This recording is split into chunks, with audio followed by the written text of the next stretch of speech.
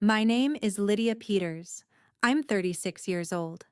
At my parents' 40th anniversary party, right in front of 38 guests, my mother sneered, "Look at this worthless cancer patient. We sold your house and locked you in that nursing home because you're nothing but a pathetic burden on this family." 3 years ago, while I was bald and vomiting from chemotherapy, they stole my $380,000 house, emptied my bank accounts, and put me in a nursing home at 35, telling everyone I was mentally incompetent. I stood there, looked them dead in the eyes, and smiled. Then I placed the small black box on the table. "Open it," I said. They thought tonight would be another night of humiliating their broken daughter. They were dead wrong. What happened in the next 5 minutes destroyed their lives forever. Before I tell you the whole story, if you think it's worth hearing, please take a moment to like and subscribe. But only if you genuinely want to. And if you don't mind, drop a comment telling me where you're watching from and what time it is there. The restaurant smelled like expensive wine and fresh flowers. Riverside Manor, private dining room, white tablecloths, crystal glasses catching the light from the chandeliers. 38 people sat at 5 round tables dressed in their Sunday best. My parents' anniversary party. 40 years of marriage. The invitation had gone out to everyone who mattered in their world. Family, church friends, neighbors from the old street, the couples they played bridge with on Thursdays. Everyone except me. I parked on the street because I couldn't afford valet. My 2015 Honda Civic looked out of place next to the Mercedes and Lexus sedans lining the circular drive. I sat there for a moment, hands on the steering wheel, looking at the black box on my passenger seat. 9 inches by 6 inches. Matte black. Silver ribbon tied around it, neat and simple. Inside, a Bluetooth speaker, a USB drive, and printed documents that would end everything. My phone buzzed. A text from Laura Hendricks, my attorney. Police ETA, 8:15 p.m. Are you ready? I checked the time. 7:52 p.m. I typed back. Ready. I picked up the box and got out of the car. The April evening was cool. I wore a simple black dress from Target, $38 on clearance. My mother would be wearing something that cost more than my rent. The thought didn't hurt anymore. That was progress. I walked through the entrance. The hostess looked uncertain when she saw me. "I'm here for the Peters anniversary," I said. "Are you on the list?" "I'm their daughter." She glanced at her tablet, frowning. "I don't see—" "It's fine. They'll want to see me." I walked past her before she could argue. The air felt thick with the scent of lilies and expensive cologne. For a split second, I almost turned around and left. This was the same room where we'd celebrated Owen's college graduation, where Mom had once hugged me so tightly after my first big client win. Back then, I still believed we were the kind of family that showed up for each other, no matter what. Now those memories tasted like ash. I reminded myself why I was here, not for reconciliation, but for truth. My hand stayed steady on the black box. I had documented everything for months. Tonight, that documentation would speak louder than any of their lies ever could. The dining room opened up in front of me. Round tables with white roses and eucalyptus centerpieces. A small stage area at the front. And there, at the head table, sat Eugene and Sandra Peters. My parents. Dad looked older than I remembered. 66 now, hair more gray than brown. He wore a dark suit, crisp white shirt. The same outfit he wore to church every Sunday. Mom looked radiant. Designer dress in champagne silk. I'd bet $800 easy. Hair done at the salon, makeup perfect. She was laughing at something the woman next to her said, one hand on her champagne flute. My brother Owen sat at the same table with his girlfriend Amber. Owen was 39 now, 3 years older than me. He'd gained weight. His suit didn't fit quite right. I saw Aunt Beverly near the back, Dad's sister. She'd always been kind to me. A few neighbors I recognized. Pastor Allen from their church. Uncle Todd, Mom's brother, who never questioned anything she said. And there, 3 tables from the front, sat Dr. Judith Brennan, my oncologist. Silver hair pulled back in a low bun. She wore a navy dress and pearl earrings. I'd invited her myself. The room noticed me. Conversations faltered. Heads turned. Aunt Beverly's hand went to her mouth. Pastor Allen looked confused. My mother's face went through 3 expressions in 2 seconds. Shock, confusion, rage. My father stood up. "What are you doing here?" His voice carried. The room went quiet. I walked forward, the black box in my hands. "It's a family celebration," I said. "I'm family." "You weren't invited." Mom's voice had that edge I remembered. Sharp. Cold. The voice she used when she wanted to put someone in their place. I placed the black box on the gift table, next to wine bottles and photo albums wrapped in silver paper. Then I turned to face the room. "I know I wasn't invited," I said. "But I brought a gift anyway. Something special for your 40th anniversary." Mom stood up. She'd had at least 2 glasses of champagne. I could see it in the flush of her cheeks, the brightness of her eyes. "Everyone," she said, voice loud enough to project. "I apologize. Our daughter Lydia has been unwell.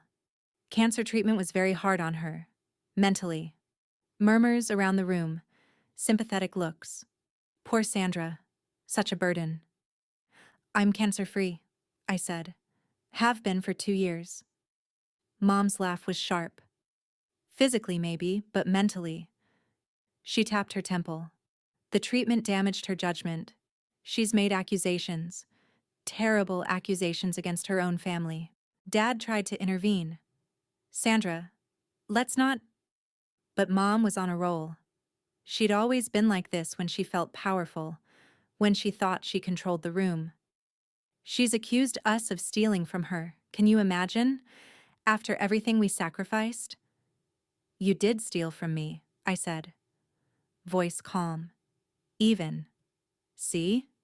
Mom gestured at me like I was Exhibit A. "Paranoid delusions. We spent years caring for you. That nursing home cost a fortune.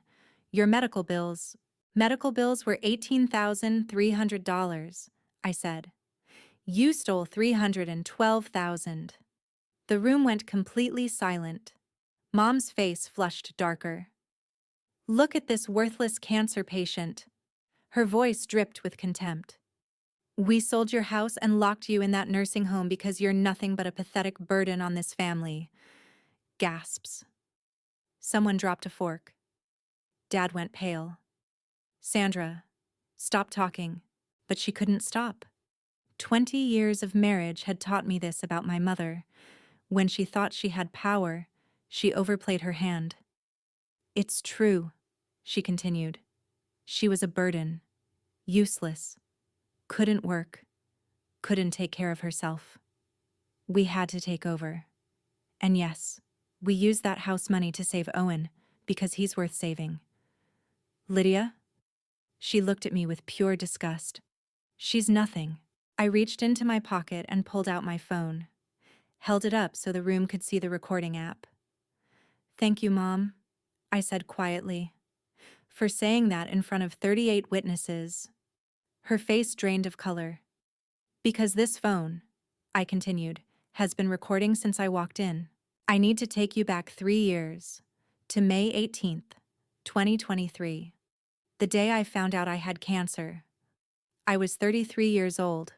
I lived alone in a small house in the Elmwood neighborhood, a 1,480 square foot 3-bedroom bungalow my grandmother Helen had left me when she died in 2018. No mortgage, paid off, mine. I worked as a freelance graphic designer. I had 5 steady clients on retainer contracts. I was making $89,000 a year. Not rich, but comfortable, stable. I'd been divorced from Trevor Walsh for 2 years. The split was amicable. We just wanted different things. He'd moved to Portland for work. We texted occasionally, birthday wishes, that kind of thing. My life was small, but it was mine. The lump appeared in early May. I found it in the shower, a hard knot just above my left breast. I told myself it was nothing. A cyst, a lymph node, anything but cancer. 3 weeks of denial before I called my doctor. Mammogram, ultrasound, biopsy. Then the call. Dr. Judith Brennan's voice was calm, professional. "Lydia, I need you to come in. We found cancer." The appointment was May 18th at 2 in the afternoon. I remember the oncology wing at St. Mary's Hospital. Beige walls, watercolor paintings of beaches and sunsets. A waiting room full of people who all looked too tired to be there. Dr. Brennan didn't waste time. Invasive ductal carcinoma. Stage 2. It's a 2.3 centimeter tumor. Grade 2, hormone receptor positive, HER2, negative. The word sounded like a foreign language. "What does that mean?" I asked. "It means we caught it relatively early. The survival rate is very good, around 90% for stage 2. But we need to treat it aggressively. 6 rounds of chemotherapy, surgery to remove the tumor, then 6 weeks of radiation." "How long? Start to finish?" "About 10 months." 10 months. Almost a year of my life. "What about work?" I asked. "I'm freelance. If I can't work, we'll manage," Dr. Brennan said. "Some people continue working through treatment. Others can't. It depends on how you tolerate the drugs." She handed me a folder thick with paperwork, treatment plan, drug protocols, side effects to watch for, insurance information. "Your insurance should cover most of it," she said. "Out of pocket will probably be somewhere between $8,000 and $12,000. I had $43,000 in savings. I could handle that. What I didn't know then was how quickly even good insurance could leave you exposed. My plan through the freelance marketplace had a $6,000 deductible and 20% coinsurance. One PET scan alone would cost me almost $4,000 out of pocket. I sat in the parking lot scrolling through my client contracts on my phone, wondering how many logos and brand kits I could finish between infusions. Graphic design had always been my escape, turning blank canvases into something beautiful when life felt chaotic. I thought about calling Monica or Trevor, but the words stuck in my throat. How do you tell the people you love that everything you built could disappear in months? Instead, I drove home and made a spreadsheet. Treatment costs, lost income, worst-case scenarios. I was still trying to control the uncontrollable.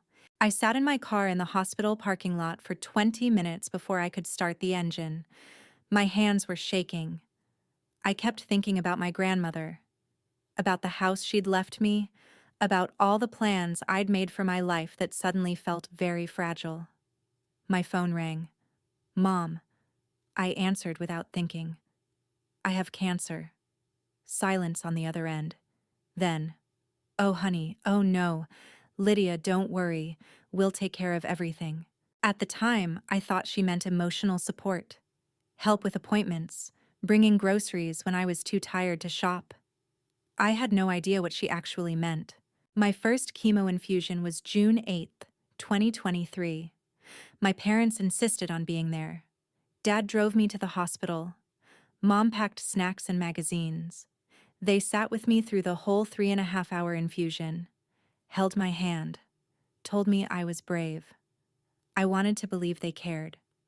The drugs hit that night like a freight train. Nausea so severe I couldn't stand. Vomiting every 20 minutes. Bone pain that made me cry. Exhaustion so deep I couldn't lift my head off the pillow. Mom called the next morning. "Honey, you can't be alone like this. Move in with us temporarily, just until you're through the worst of it." It made sense, practical. I was too sick to argue. On June 12th, I packed a bag and moved into my parents' guest room in Ridgewood subdivision, a larger house about 20 minutes from mine. We'll handle everything, Dad said. Bills, mail, all of it. You focus on getting better. 4 days later, Dad brought paperwork to the guest room. Power of attorney, he said. Medical and financial, standard stuff. If something happens during surgery or you're unable to make decisions, we can step in. There was a notary there, Jennifer Carlisle, a friend of Mom's from church. She smiled sympathetically while I signed. You understand you can revoke this anytime, right? Jennifer said. Just put it in writing. I nodded. I was exhausted, scared about the surgery coming up. My hair was already starting to thin. And you understand, this is a serious responsibility, Jennifer said to Dad. Fiduciary duty. Dad smiled. Of course. I'd never betray my daughter's trust. I signed everything. Medical power of attorney. Financial power of attorney. HIPAA authorization. Jennifer, the notary, gave me one last gentle reminder as she stamped the documents. In Pennsylvania, this gives your parents broad authority. They have a fiduciary duty to act in your best interest only. You can revoke it any time, but you'll need to notify any banks or institutions in writing. I nodded, too nauseous to read the fine print a second time. My parents had always been the reliable ones, the ones who showed up at every school event, who helped me move into my first apartment. In our church community, family was everything.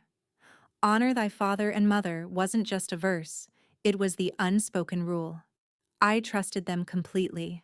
That trust, I would later learn, was the most expensive mistake of my life. I didn't read the fine print.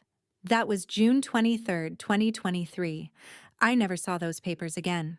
August 2023 was when everything fell apart. I just didn't know it yet. Chemotherapy accumulates in your system. Each cycle is harder than the last because your body never fully recovers between treatments. By cycle 3, my third infusion, I was at my weakest. The drugs were AC protocol, adriamycin and cyclophosphamide. Cancer patients call adriamycin the red devil because of its color and because it destroys you. Mouth sores so bad I couldn't eat solid food. Neuropathy in my hands and feet, constant tingling, sometimes painful. Chemo brain fog so thick I couldn't hold a conversation. I spent 20 hours a day in bed. Mom brought in Sure Shakes because that's all I could keep down. Dad brought medications on schedule. They handled everything. My mail stopped coming. I didn't notice. On August 12th, I was half awake in bed when I heard Dad on the phone in the hallway. Yes, I have power of attorney. She's in treatment. Unable to manage. Yes, I can sign on her behalf. Thursday works. I was too sick to process what I was hearing. Too foggy to care. The chemo fog was like wading through wet concrete. My hands trembled so badly I couldn't hold a spoon. I would stare at the ceiling for hours, replaying childhood memories. Dad teaching me to ride a bike, Mom staying up all night sewing my Halloween costume. Those versions of my parents felt like strangers now. I kept telling myself they were sacrificing so much. Missing bridge nights, rearranging their retirement plans. I even felt guilty for being such a burden. Little did I know that while I was fighting for my life in that guest room, they were already on the phone with realtors, viewing my grandmother's house as their safety net. The same house where I used to bake cookies with her every Christmas. 3 days later, my house went on the market. I didn't know. My parents listed it for $375,000, already under market value. A motivated seller discount. They told the real estate agent I was too ill to be involved in the transaction. It sold in 8 days. Sale price, $365,000. My grandmother's house. The house she'd worked her whole life to pay off.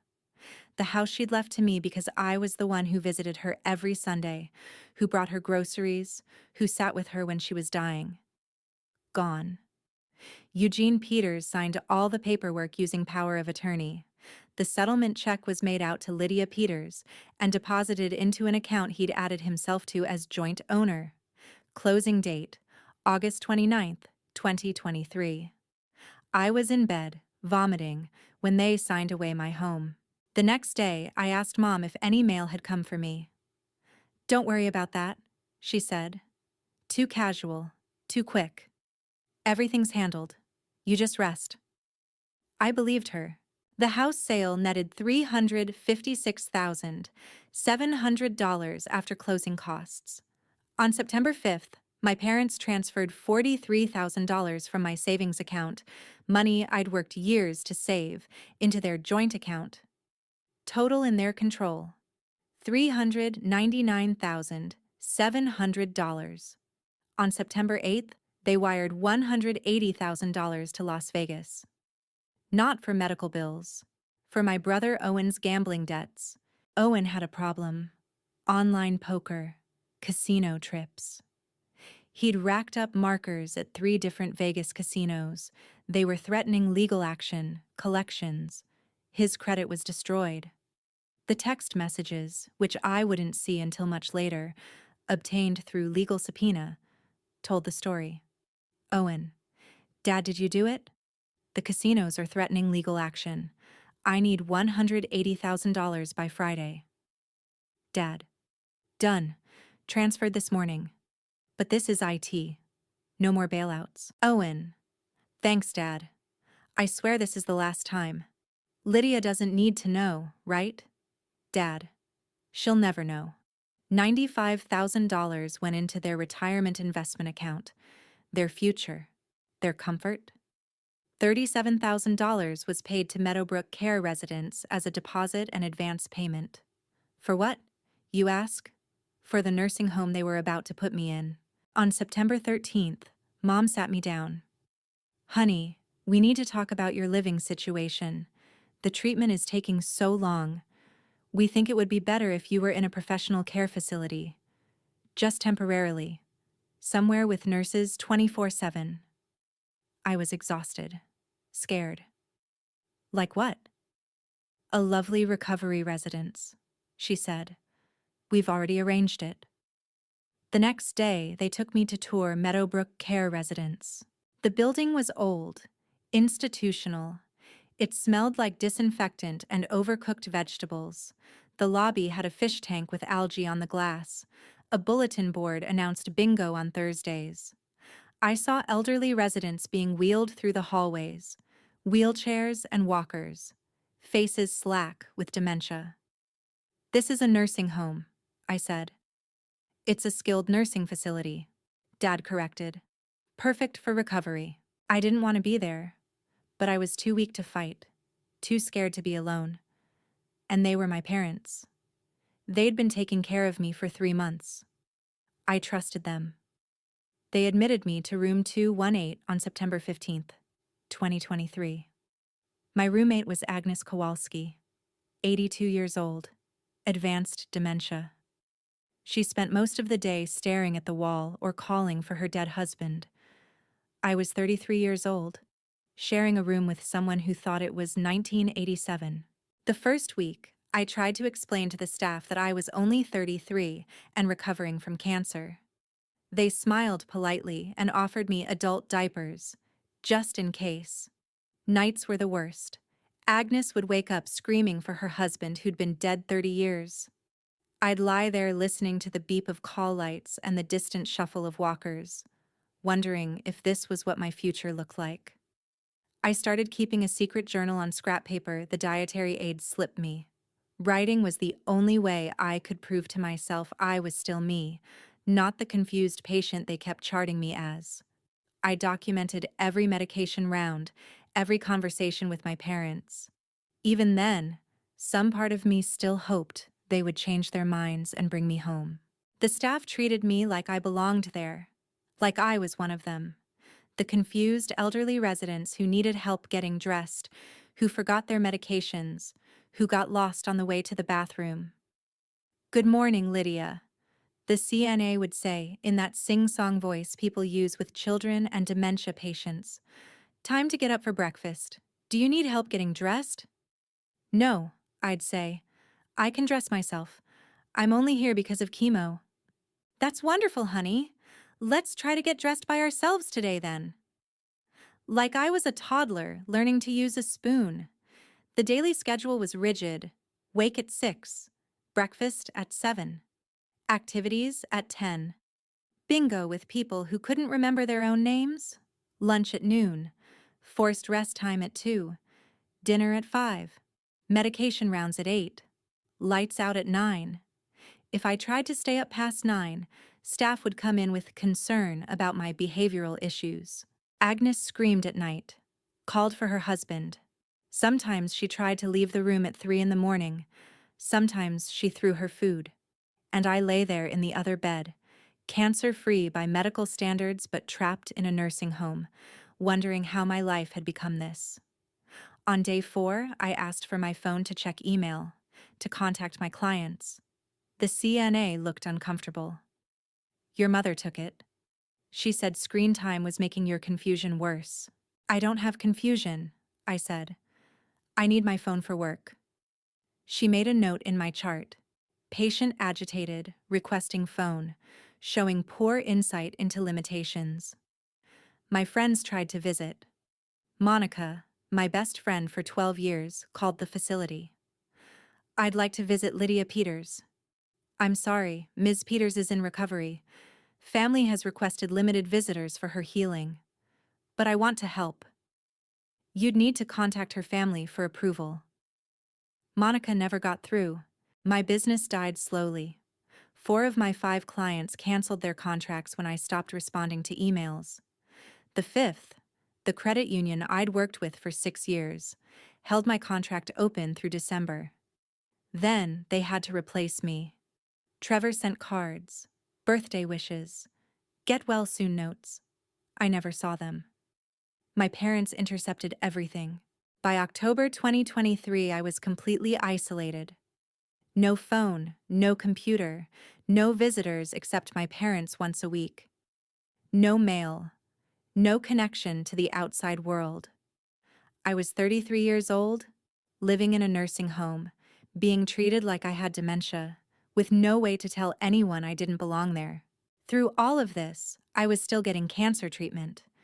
Chemo cycle 4, September 28th, cycle 5, October 19th, final cycle, November 9th.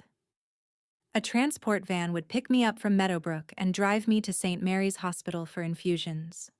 Sometimes my parents came. Sometimes I went alone. Surgery on December 14th.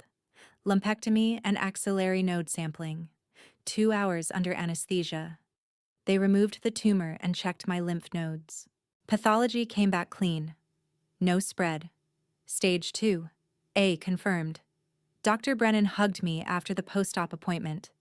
You did it, Lydia. Clear margins. No lymph node involvement. The chemo worked. I cried, not from relief, from fear, because I was cancer-free, and I was still trapped. Radiation started January 15th, 2024. 6 weeks. 5 days a week. 20-minute sessions under the linear accelerator. The radiation oncologist drew on my chest with permanent marker, target points for the machine. The marks would fade, but the skin burns didn't. Second-degree equivalent. My chest felt like it was on fire for weeks. Final radiation session, March 8th, 2024. There's a tradition in cancer centers. When you finish treatment, you ring a bell. Other patients clap. Staff celebrates. It's supposed to be joyful. I rang the bell. People clapped. I cried. Not from joy, from fear. Because now I had no excuse. I was cancer-free, medically cleared, healthy. And I was still living in room 218 with Agnes. Dr. Brennan pulled me aside after. Lydia, I need to ask directly. Are you being held in that facility against your will? I paused. I don't know. They say I can't manage on my own. That I'm not ready. But I feel ready. I feel fine. She wrote something in my chart. I'd see the notes later during the legal case. I'm documenting that you are fully recovered, mentally competent, and medically cleared for independent living. If anyone questions your competency, they'll have to refute this. Will you help me? I asked. If I need a witness? That I'm not crazy? She squeezed my hand. Absolutely. I've been a doctor 30 years. I know abuse when I see it. And Lydia, what's happening to you is abuse. April 12th, 2024. 8 months in Meadowbrook. Cancer-free for 1 month. I'd had enough. I demanded a discharge meeting with the facility director. She scheduled it for 2:30 that afternoon in the conference room. I called my parents, told them to be there. They arrived looking annoyed. Mom's lips pressed thin, Dad's jaw tight.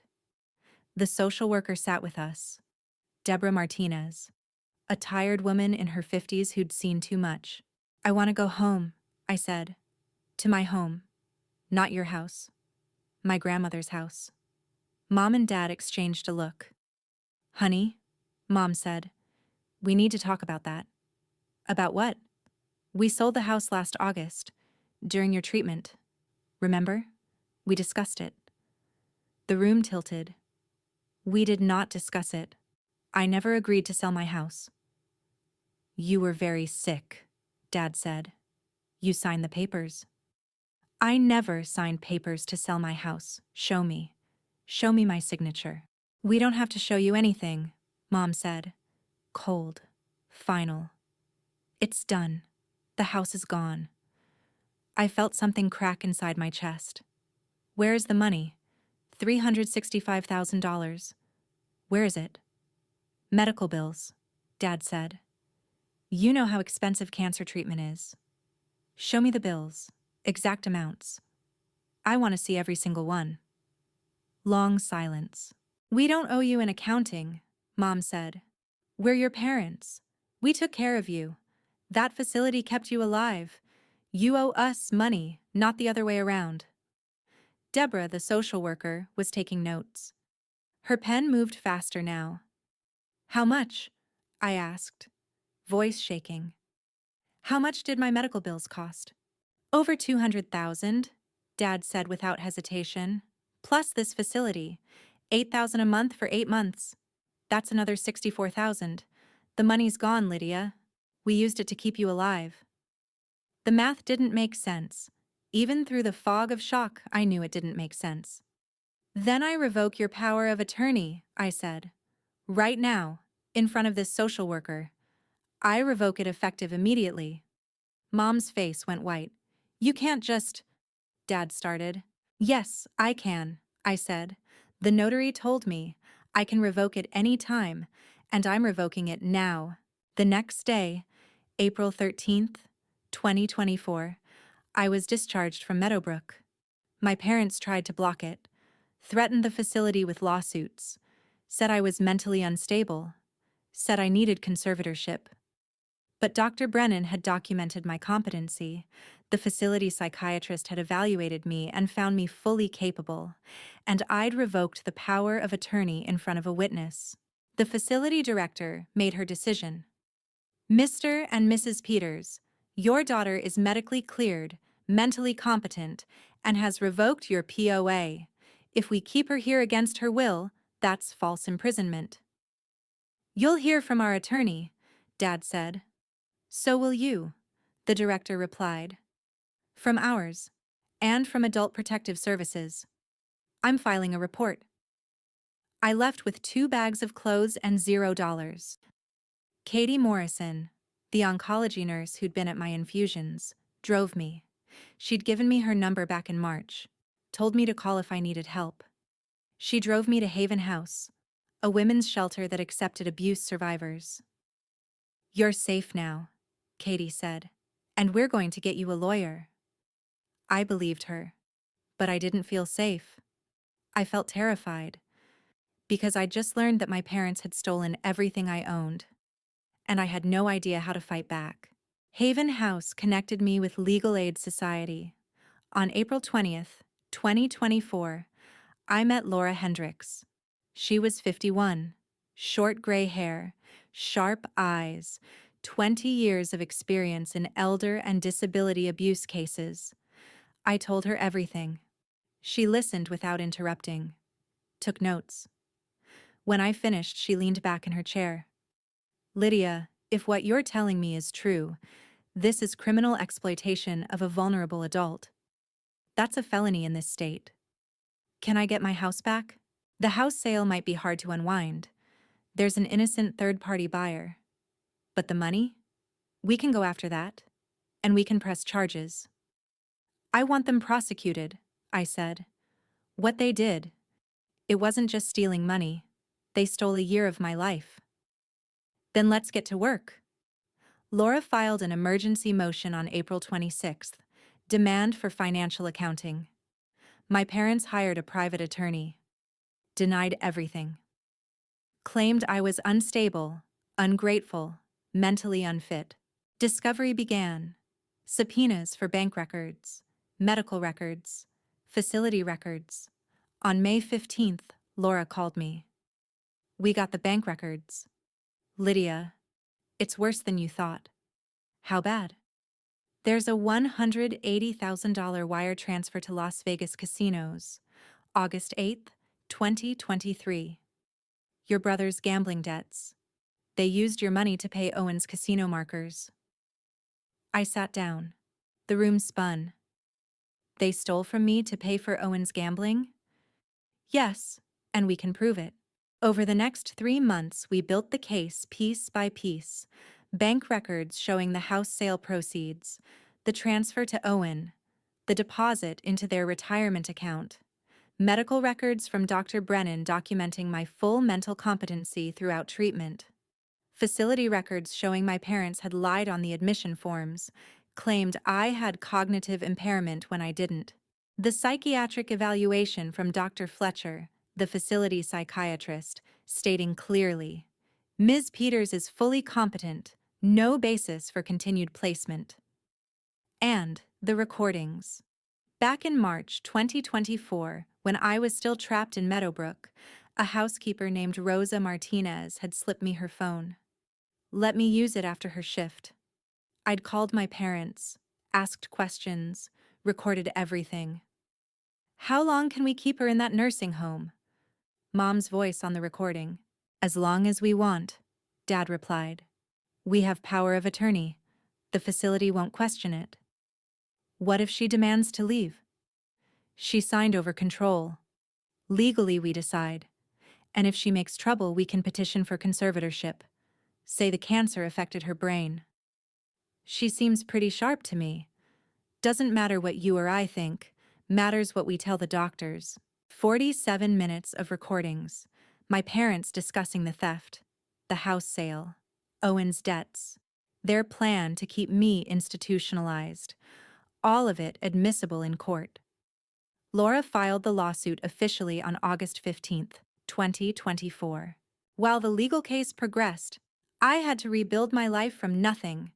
I moved from Haven House to a small studio apartment in Riverside District. $950 a month. 1 room. Tiny kitchenette.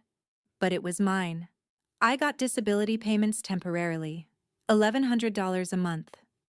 Not much, but enough to survive. I started freelancing again. Slowly. A logo design for $600. A website mock-up for $1,200. A branding package for $2,800. My hair grew back. Shorter than before. I kept it in a pixie cut. Easier to manage, and honestly, I liked how I looked. Stronger somehow. I started therapy. Dr. Caroline Pierce, a trauma specialist at a sliding scale clinic. $15 per session. What your parents did wasn't just financial abuse, Dr. Pierce told me. It was an attempt to erase your identity. They tried to convince everyone, including you, that you weren't capable. Recovering from that is about reclaiming who you are. Those sessions became my anchor. Week after week, I unpacked the shame of having trusted the wrong people. Dr. Pierce helped me see that my instincts had been right all along. I wasn't paranoid. I was surviving. Some days I still doubted myself. Wondered if they were right. if I really was incompetent. But then, I'd look around my apartment, at the client work on my desk, at the therapy workbook on my coffee table, at the legal documents Laura was filing on my behalf. I'd done all of that myself. I wasn't broken. I'd never been broken. I'd just been trapped. December 18th, 2024. Preliminary hearing. Judge Patricia Hendricks reviewed the evidence, bank records, medical records, recordings. Testimony from Dr. Brennan. She granted an emergency asset freeze on my parents' accounts. This court finds probable cause for exploitation of a vulnerable adult, Judge Hendricks said. I'm ordering the defendants to account for every dollar of Ms. Peters' money within 30 days, and I'm referring this matter to the District Attorney's Office for criminal investigation. My parents' faces went white. Outside the courthouse, their attorney tried to argue. Your Honor, my clients were acting as fiduciaries. Fiduciaries don't steal, the judge said. See you at trial. The DA moved fast. Criminal charges filed January 15th, 2025. Count 1, exploitation of vulnerable adult, felony. Count 2, theft over $100,000, felony. Count 3, fraud, felony. Count 4, false imprisonment, misdemeanor. Count 5, forgery, felony. POA misuse. Trial began February 10th, 2026. The prosecution presented our evidence methodically. Bank statements, transfer records, medical testimony from Dr. Brennan, psychiatric evaluation from Dr. Fletcher. The recordings. My parents' defense was thin. We thought we were helping. Medical bills were expensive. We didn't realize. The prosecutor cut through it in closing arguments. Ladies and gentlemen, the defendants want you to believe they were helping their daughter.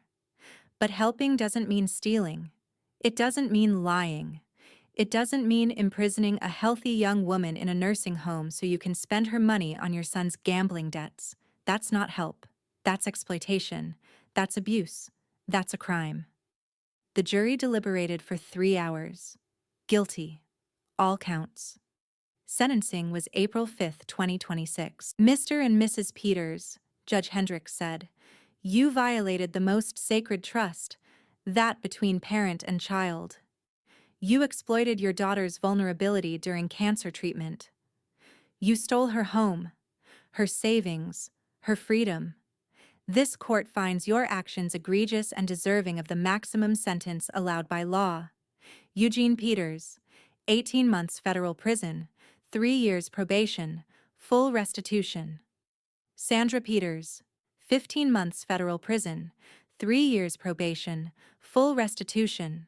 Owen pleaded guilty to accessory charges, 12 months probation, 200 hours community service, must repay $180,000. Civil judgment, $850,000 total. Treble damages under elder abuse statutes. My parents' house would be sold. Retirement accounts seized. Every asset liquidated. But they filed an appeal.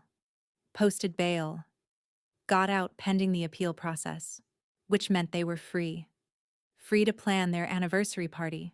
Free to invite 38 guests. Free to celebrate 40 years of marriage like nothing had happened. Free to continue their lie. Until April 19th, 2026. Which brings us back to Riverside Manor, to the private dining room with 38 guests, to my mother standing at the head table, champagne flushed, saying things she thought she could get away with. Look at this worthless cancer patient. We sold your house and locked you in that nursing home because you're nothing but a pathetic burden on this family. I held up my phone. The recording app glowed red. Thank you, Mom, I said, for saying that in front of 38 witnesses, because this phone has been recording since I walked in. The blood drained from her face. I turned to address the room. For those of you who don't know, my parents were convicted on March 15th of exploiting a vulnerable adult, theft, fraud, and false imprisonment. They stole $312,000 from me while I had cancer. They sold my house without permission. They put me in a nursing home and told everyone I was mentally incompetent, when I wasn't. The jury found them guilty. They were sentenced on April 5th. They're only here tonight because they're out on bail. Murmurs through the room, phones coming out, people recording. I walked to the gift table, picked up the black box. Mom just confessed to all of it, in front of you, and it's recorded. I opened the box. Inside, the Bluetooth speaker sat next to printed documents. But in case anyone thinks I'm lying, let's play it back. I pressed play on my phone. The speaker came to life. Mom's voice, from 30 seconds ago. Look at this worthless cancer patient. We sold your house and locked you in that nursing home because you're nothing but a pathetic burden on this family. Her own voice continued. She was a burden. Useless. Couldn't work. Couldn't take care of herself. We had to take over. And yes, we used that house money to save Owen because he's worth saving. Lydia, she's nothing. The room exploded. Aunt Beverly burst into tears. Sandra, what have you done? Pastor Allen stood up, backing away from the head table. You stole from your daughter during cancer? A neighbor I recognized shouted, You put her in a nursing home when she didn't need it? Mom tried to recover. That's out of context. I was upset. I didn't mean. You meant every word, I said, and now everyone knows. I pulled the printed documents from the box, held them up. Court verdict. March 15th, 2026. Guilty on all counts. Sentencing order. April 5th, 2026. 18 months for Dad. 15 for Mom. Restitution order for $850,000. I turned to look at my parents. Dad had gone completely pale. Owen was trying to slip toward the exit.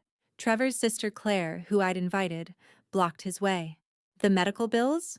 I continued. $18,300. That's all. Insurance covered the rest. But you told everyone it was over $200,000.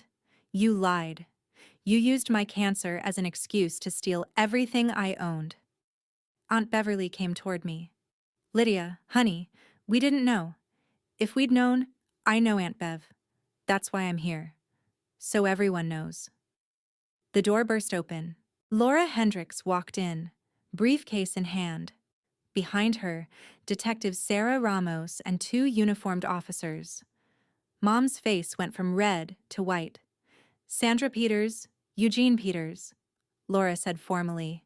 You violated your bail conditions. We did not, Mom started. Detective Ramos stepped forward. You harassed and publicly humiliated your victim. You made threatening statements. You admitted to crimes in front of witnesses. Your bail is revoked. This is ridiculous, Dad said. Turn around, hands behind your back. The click of handcuffs echoed in the silent room. Mom started screaming. Lydia did this. She's destroying this family. I walked closer.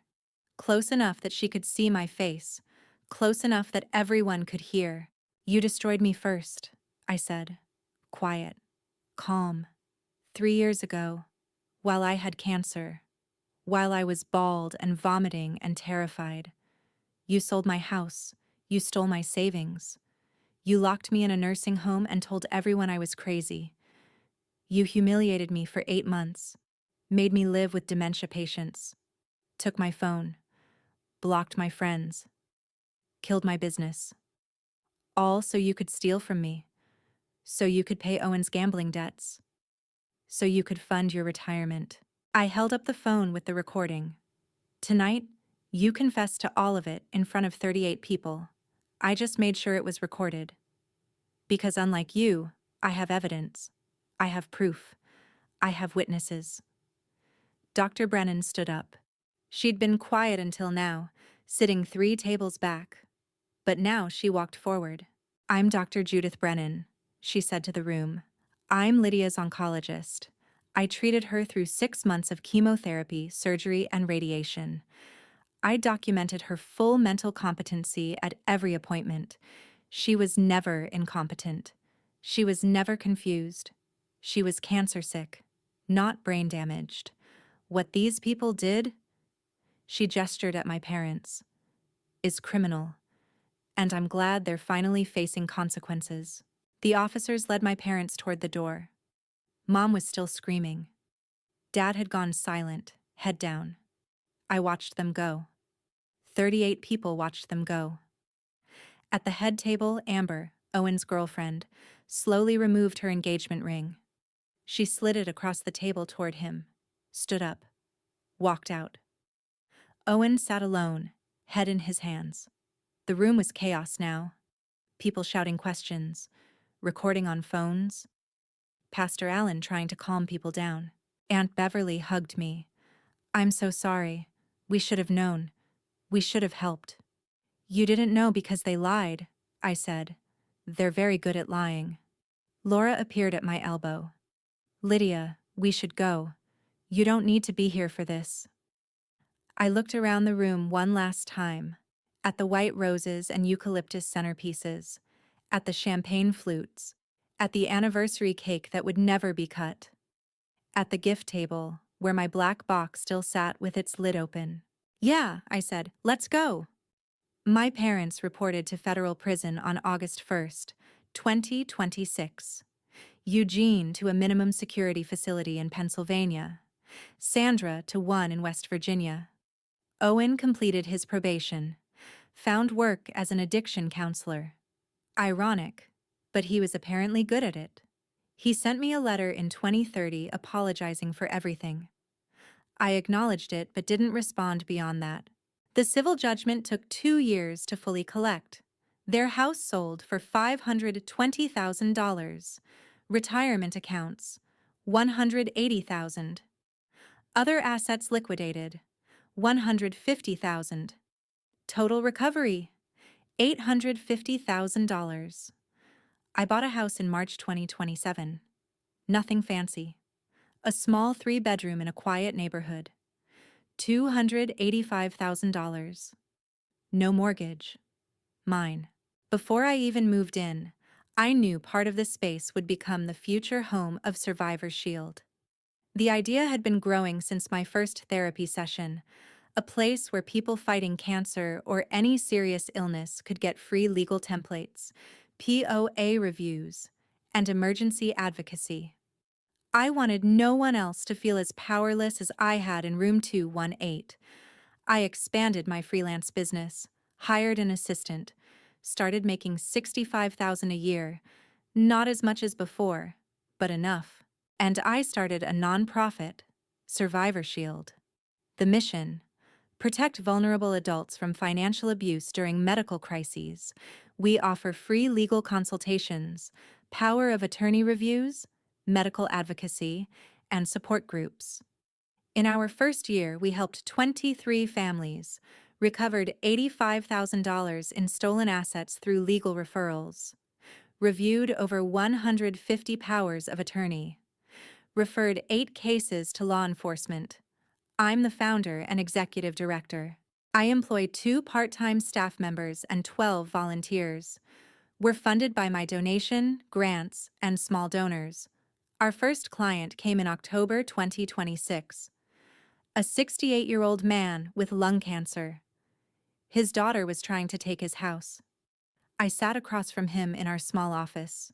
He looked defeated, scared. Tell me your story, I said. I've been there, and I'm going to help you fight. We saved his house. That's what I do now. I help people fight back. April 2031.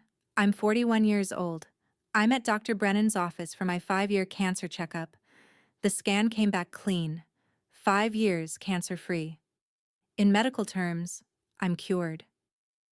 Lydia Peters, Dr. Brennan says, smiling. 5 years. I'm so proud of you. Thank you, I say, for everything. For believing me when it mattered.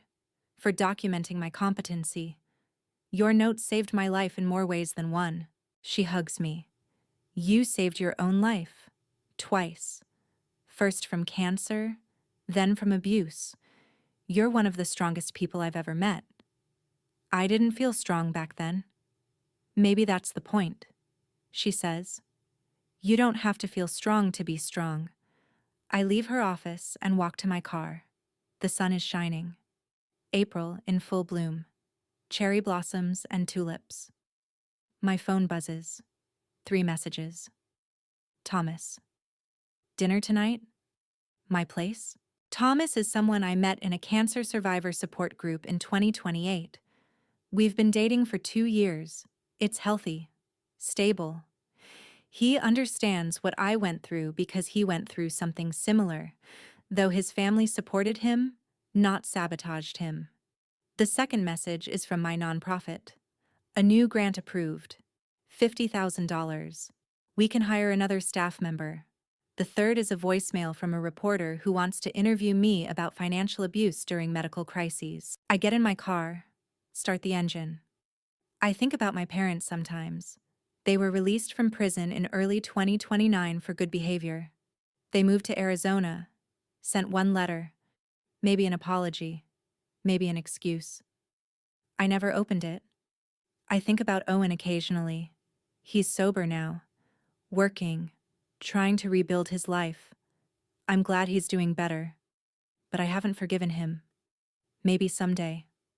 Maybe not. I think about the house my grandmother left me, the one I'll never get back. Sometimes I drive past it. A young family lives there now. Kids in the yard. A tire swing on the oak tree. I'm glad they have it. At least someone's happy there. My house is smaller. But it's mine. I've planted flowers in the garden, hung artwork in every room, created a home office where I run my business and my nonprofit. This is what healing looks like. Not revenge, not bitterness, not endless rage. Just living well. Building something good from the wreckage. Helping other people avoid what I went through. Setting boundaries. Choosing my own family. Refusing to let abusers define my worth. I survived cancer. I survived my family. And if you're listening to this and you're going through something similar, whether it's cancer or another medical crisis, and your family is controlling your finances in ways that feel wrong, trust that instinct. You're not crazy. You're not incompetent. And you're not alone. According to the National Adult Protective Services Association, financial exploitation affects 1 in 10 people over age 60, and increasingly, younger vulnerable adults during medical crises. But here's what abusers don't want you to know. You have rights. Power of attorney can be revoked, competency can be proven, assets can be recovered, and abusers can be prosecuted. It took me 2 years to fight back. But I won. You can too. There's something they don't tell you about survival. They tell you about the fight, the battle, the war against cancer, against abuse, against whatever's trying to destroy you. But they don't tell you about the quiet part, the part that comes after. The mornings you wake up in your own bed, in your own house, with no one controlling your life. The phone calls from clients who trust your work. The support group meetings where you help someone else realize they're not alone.